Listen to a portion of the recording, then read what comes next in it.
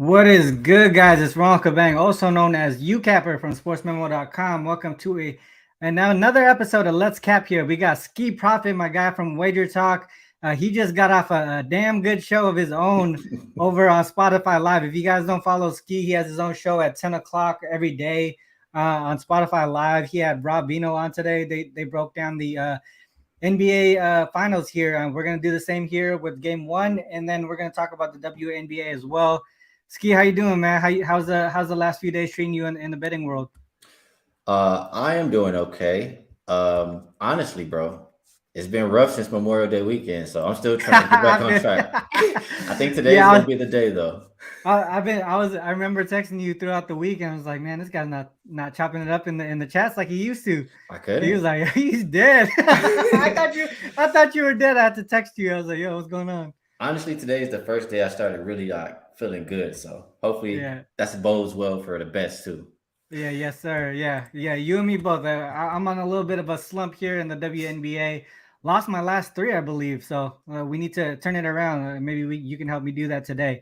But yeah, like I said, we're gonna talk about the NBA Finals, just game one here. Maybe a little bit touch on maybe a future, through the whole series, if we have time, and then just what the one game in the WNBA today. So let's go with it. We got the NBA Finals game one. Boston Celtics visiting the Golden State Warriors, -3.5 for the Golden State Warriors. Total 213.5. They only played each other twice this season in the regular season, and really it didn't. I don't think we can take those games into consideration here with both teams not really having their full roster, and also like just it being so early in the regular season as well. What are your thoughts on this one? As far as like kind of pushing away what happened in the regular season and redoing this series in a matchup perspective for the NBA Finals here.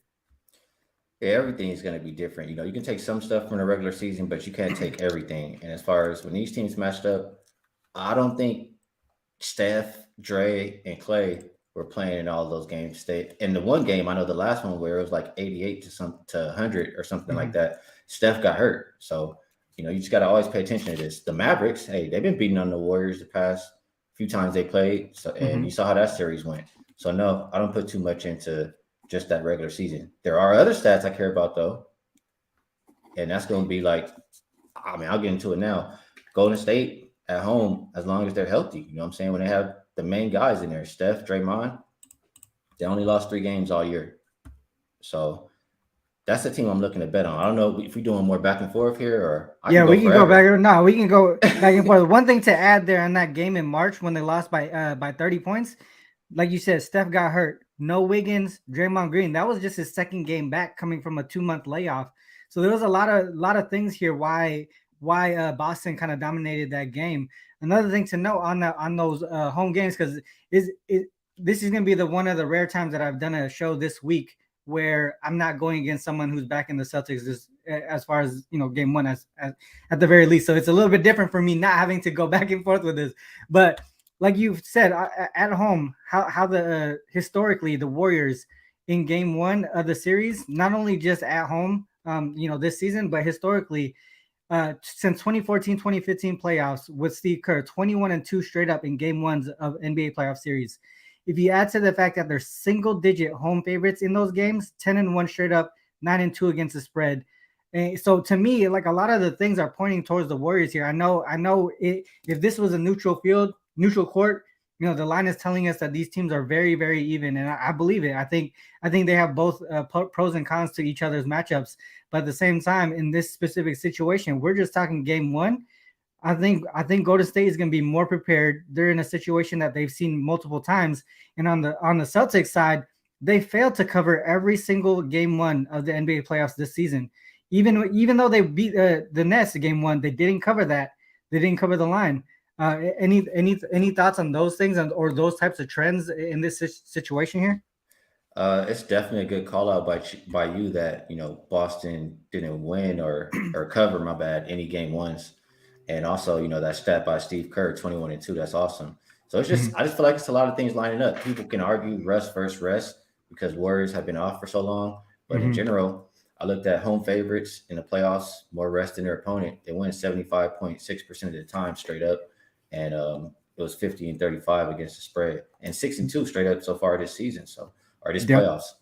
Yep. So Yep. I definitely see that. I think we were looking at the same stuff here. Another thing to mention too, since 2018, 2019 playoffs, teams coming off a series that ended early versus teams coming off a game 7 are 8-2 straight up and 7-3 against the spread, including 2-0 straight up and against the spread in these playoffs currently.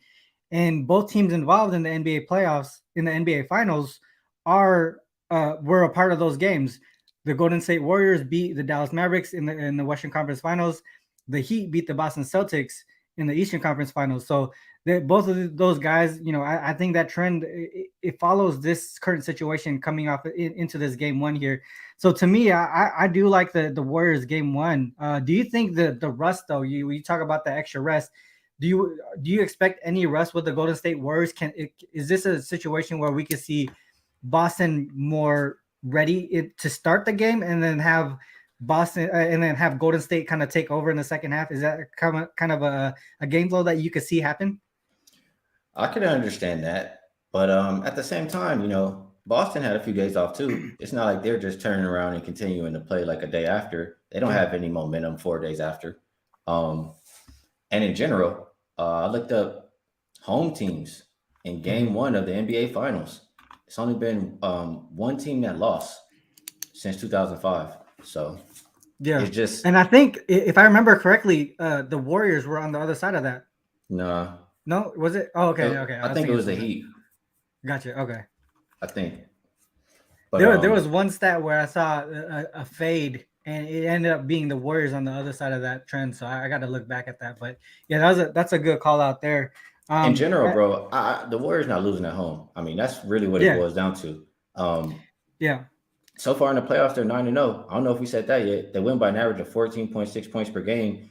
And our guy Ralph Michaels, he put out that stat where just pick the winner. The spread is irrelevant. I think in the NBA Finals it was 62-0.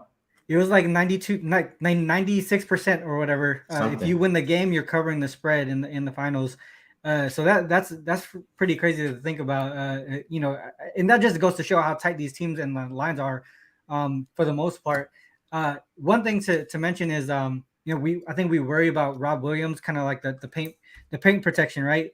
And then we got Looney on our side. We seen him kind of do well against the Mavericks, but they don't have a guy like Horford or Robert Williams. Do you expect any type of change up in the rotation here, like with Looney, like less minutes probably, since we're gonna probably Golden State's probably gonna have to play a lot more small ball and have Looney on the court less against these guys? I think Looney will still get some minutes, but about the Rob Williams, like he's not healthy. Clearly, he's not healthy, and I think he's gonna get played off the court. Like I think that could be a guy Golden State targets if they just put him in a lot of actions. If the Celtics are trying to do a lot of switching and stuff like that, I don't think he's gonna last. And then the Celtics will have to go small, and at that point, Warriors are fine. Kevon Looney's not gonna play anymore. Or if the Celtics are trapping, and it's the same kind of game plan like the Mavericks are doing, Looney could play, or they could play with the Draymond small ball lineup. I see too many ways that the Warriors can score. Ever since they just unlocked that death lineup, they have too many actions. Like one side is ISO ball, and that's not how you win, bro. I mean, I get they're here now, but going up against championship pedigree, a team that's been doing this for the last 8 years, and you got back cut actions, double screens. You got with the 5-out lineup, the death lineup. Yeah, it's no real. I don't see any way how you stop it. As good as the Celtics have been defensively, look at who they played in the playoffs. They played a team who was unhealthy in each round. The Nets were, missing James Harden or Simmons, however you want to call it. The Bucks missing Middleton, and the Heat just banged up altogether. They were hurt. Yeah, this Warriors team is healthy. So I'll tell you something else. As long as I've been alive, it's never been a team to. I know we're talking about game 1, but it's never been a team to win back-to-back 7-game series and go on and win the NBA Finals. It's never happened. Yeah. Do you think so? There's this number here. Especially with it going to people thinking 7 games. So I look back in history, 75 years of NBA Finals, right? Only 19 out of the 75 finals have gone to Game 7. So I think one thing to note here is that That's a great stat. I'm gonna ask you it's for that something. again later. Yeah, it's something that people always say, like, "All right, well, NBA wants to make money. They want to extend the series to Game 7." That shit don't happen here. The better team is gonna win. That's just a fact. The other thing too to know is the team that wins the first 2 games of the NBA Finals have ended up winning the championship 31 out of 36 times. If we say the Warriors are not gonna lose at home, that shit is it's gonna be towards the Warriors going moving forward. So this is the type of shit that you got to bring up. Preach. You know what I mean? Like I know to some people trends don't matter, but at the same time, it's going on for this long at a higher percentage for a certain reason is because it actually makes sense. You know what I mean? Like Yeah. so. Yeah, I mean like that's just my thought process on that. I think we're both on the same side here. And you In just my said it's not opinion. going 7 games, pretty much. You said 19%. So 19%. with Well, that said, 19%. Yeah. No, 25%. 19 out of 75. Yeah. So it's right, about 25%. 25%, Yeah. make it to Game 7, right? To make it to Game 7. Yep. Well, how I'm feeling, man. Like you said, if Golden State's not losing at home, how I feel, you know, and they're not going to Game 7. You bet Golden State -1.5 plus 150. You bet Golden State series as long as it doesn't go 7 games. It's the ski line kind of deal, but for the series price, as long as it Yeah. doesn't go 7 games, you're good. You're not going to lose money. That's Yep. how I'm approaching the series price. Even though, so here's the deal. I've made my mind up now. I have Celtics plus 750. I got Warriors plus 655. I'm willing to risk whatever I have on the Celtics because I'm confident the Warriors are going to win. And I don't think it's going to go 7. So that's the way I'm going to play it. The plus 150 and the regular series price. Yeah, it makes a lot of sense to me. I think you're in good position to have both of those on your side already in your pocket, and to be able to kind of just play with house money, but also make the right decisions. You're you know, the more we talk it out with other people, the more the more it solidifies your decision, right? Because you're hearing more Absolutely. information, and regardless of what what the guys on the Celtics side say, as long as you have a counter on your side, that's what matters, right? If you can't counter something on that side, then you give that advantage to the Celtics. But there's always a counter, in my opinion, from what I've heard. So I love the fact that we were able to line up on this one. I think Golden State Warriors can finish this in 6 games. The more that I talk about it, there are always things that I'm gonna be worried about on the Celtics side, right? I think defensively, they are the best team in the league defensively for a reason. But at the same time, I think people are discrediting how well the Golden State Warriors defense is. They're literally number 2 in defensive rating, less Yep. than 1 single point away from being number 1. You know what I mean? I think they're just being discredited for unknown reasons, in my opinion. So that's my take on that. And like we mentioned, and they've been here before. They've seen all these different defenses thrown at them in the finals. They've thrown a bunch of different defenses at other teams. They're going to be just fine going against Jason Tatum and Jaylen Brown. Boxing 1, triangle 2 if they have to. There's so many different ways they can defend the Celtics, and I just don't really see any ways Celtics defend Golden State side. 100%. I got you. Yeah, I believe it. I think we're aligned. I think we're good to go. I think Warriors game 1 for sure. For me, I don't have a series bet, but I'm gonna take it one game at a time. I want to make sure that we have the healthy rosters and the healthy versus healthy roster. I'm gonna give it the advantage over to Golden State. And if we see Rob Williams the way he's been hobbling the last few games in Miami, then even more so to Golden State, because Rob Williams is such a key part to that defense. As much Absolutely. as Smart was defensive player of the year, there's a lot of credit that goes to Rob Williams, because Smart can play with no pressure. You know what I mean? He can go up as hard as he can and play as physical, because he has someone that back there to help him in the paint. So, but yeah, man. Any last comments on this series before we move to WNBA? Well, just comment on the screen. The total is too low. I didn't finish reading. Let me just, if it were game 1 in Boston with the number of 12.5 under all day, and Golden State, that's a low number. I agree with what he's saying. Like, I feel like it's correlated to the side.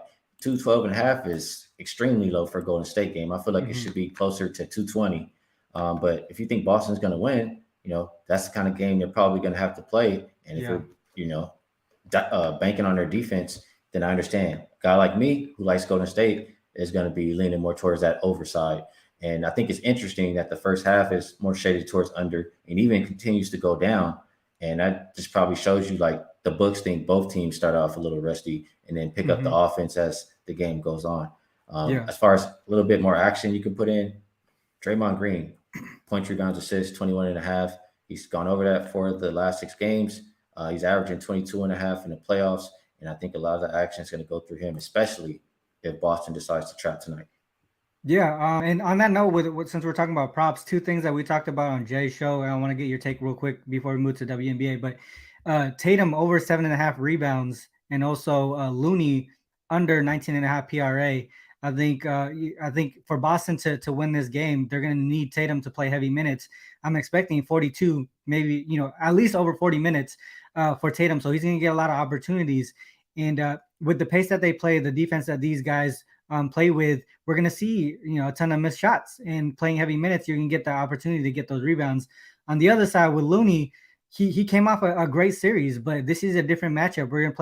He's going to be playing against guys like Robert Williams and Al Horford, and I'm expecting him not to play as many heavy minutes and also not be as successful scoring the ball or getting the rebounds, because he's going to be too busy boxing out, and that's going to give opportunity for guys like Draymond and Clay to get those rebounds. What are your thoughts on those two? Tatum, I think that's a pretty solid bet. I think you said 7.5 rebounds. 7.5 rebounds, yeah. I think for a good portion of the game, or at least for sure at some parts throughout the game, you're going to get the small ball death lineup from Golden State, and that gives them plenty of opportunity to grab rebounds. So I can agree there. And Looney, I can't lie to you, bro. I'm biased. I don't like him. I don't think he's good. He had success because the Mavericks were small and they were trapping. And when you do that, the backside of your defense is playing at a disadvantage. So I understand. My bad. I understand why it happened, but I'm not rolling with any Kevon Looney props. I'm sorry. No, I said under on Looney. So we're on the same wavelength. Yeah. Maybe I heard Looney and just already blanked out. That's how biased I am. That's what Looney does to you. All right. I see how it is. All right, we're done with the NBA game 1. Let's move into the WNBA here. We got one game. The Connecticut Sun visiting the Aces. The Aces just took care of business. It's a back-to-back, both games in Vegas. I think one thing that Tease in the chat mentioned is the coach coming back for Connecticut. Do you think that makes a huge impact here, or is Ace just kind of running over teams right now with the way that they're playing? Kurt Miller's a great coach. Always want to have him over there. At the same time, man, I think it's the same story. The Aces, I'll start with the Connecticut side. They've been in a tough schedule spot for like over a week. It's been maybe 2 weeks now. And they're in a spot right now. Even like this is the most rest probably that they've had before their last game, before they played the Aces last time. And you saw how that went. And now they're going to play, I think, 3 games in 4 nights. So you're doing that. You've been without your general for a few games now, and Jasmine Thomas. And you got the other side who's looking like a well-oiled machine. How I talk about Golden State and their offense, that's the Aces right now. Ever since they put Kelsey Plum in there in the lineup and, added some more shooting, Becky Hammond coaching over there, more pace and more space. They're the number 1 3-point shooting team. And now Connecticut just can't plug that paint against the Aces no more. That's how they've been dominating them for the past few years. So if it opens up like that with Plum hitting her shots and Jackie Young balling how she's been balling, then it's going to continue to make the game easier for everybody else. And defensively, honestly, I was surprised. Maybe the Aces played a little bit of zone, but I thought they would have played more against Connecticut. So I see ways for the Aces to maybe limit the Sun. And I don't really think Connecticut has figured Las Vegas out. I think they're in a tough situation. And I'm on the Aces -5 tonight. I don't think the Aces have lost the first half.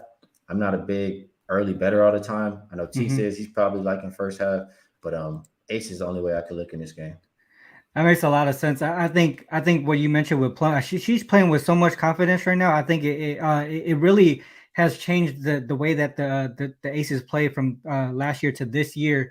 Her coming off of the bench was already dope, but now her playing heavier minutes. That's another thing too.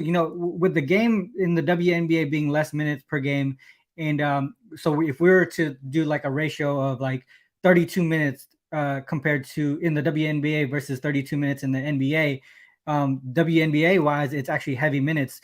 Do you take that into consideration in the WNBA as far as key players playing heavy minutes?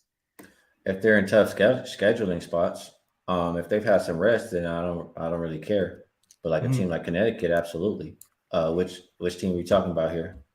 Oh, I was talking about the Aces because most of their starters are playing like 32, 34 minutes. I still think they're more rested and they're still deeper than this Connecticut Sun team right now. Yeah. I agree. I like the Aces here too. It's kind of is it what's questioning is the line going the other way. The total is also going up to 170. I think at this point, playing back to back, I would look more towards the under here, especially with them playing so tight, back to back in just a few games. Other thing too is I sent you that screenshot of Jonquel Jones and her shot attempts per game the last 3 games. That's something that needs to change for them to even be successful at this point.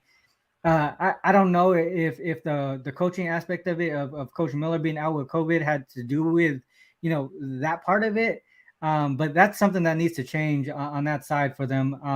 To me, I can only look towards the Aces as well, and I would probably look towards the under here. I know the line's going up because they just scored 170 in the last game, but to me, I think it's going the wrong way. Um, I think this total should have been more in like 166. I think that's the fair number for the game. So Yeah. for that reason, I would be looking more towards an under.